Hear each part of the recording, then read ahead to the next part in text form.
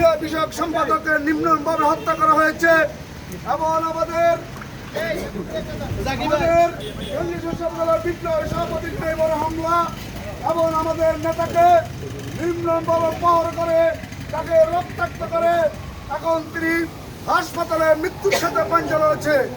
আমরা বলতে চাই, শেখ হাসিনা, তুমি দিনের পর দিন বাংলাদেশের মানুষের উপরে নির্মম অত্যাচার, নির্যাতন, খুন গুমের মাধ্যমে তুমি বাংলাদেশের মসজিদে বহুদিন থেকেছিলে।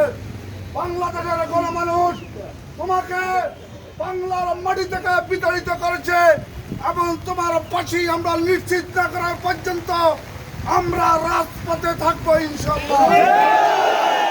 ভাইয়ের উপর যে বর্বরচিত হামলা করা হয়েছে তার এই প্রতিবাদে আজকের এই বিক্ষোভ সমাবেশে আমাদের মাঝে উপস্থিত আছেন আমাদের লক্ষ্মীপুর জেলা শাসক বিপ্লবী সভাপতি জনগণ সম্পর্কে বক্তব্য দেওয়ার জন্য অনুরোধ করছি।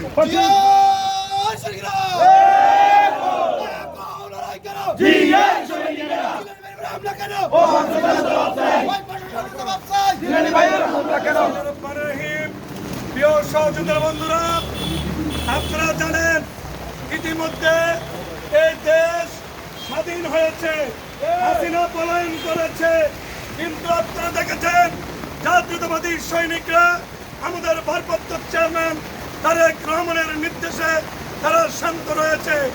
আওয়ামী লীগের প্রেতাত্মারা রাস্তাঘাটে ঘুরে বেড়াচ্ছে, প্রশাসন নিশ্চুপ হয়ে আছে।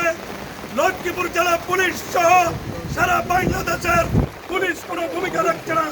খুনের আসামিরা রাস্তায় ঘুরে বেড়াচ্ছে, তাদের ইন্ধনে তাদের প্রত্যক্ষ মদতে গোপালগঞ্জে আমাদের কেন্দ্রীয় ক্রীড়া সংগঠন লিডারকে হত্যা করা হয়েছে, জিলানি ভাইয়ের উপর আক্রমণ করা হয়েছে, তার সহধর্মীর উপর আক্রমণ করা হয়েছে। আমরা লক্ষ্মীপুর থেকে দুষ্পত্য বলতে চাই, যুবলীগ ছাত্রলীগ সহ কোন ক্যাডার রাস্তায় থাকতে পারবে না। সবাইকে প্রতিহিত করা হবে।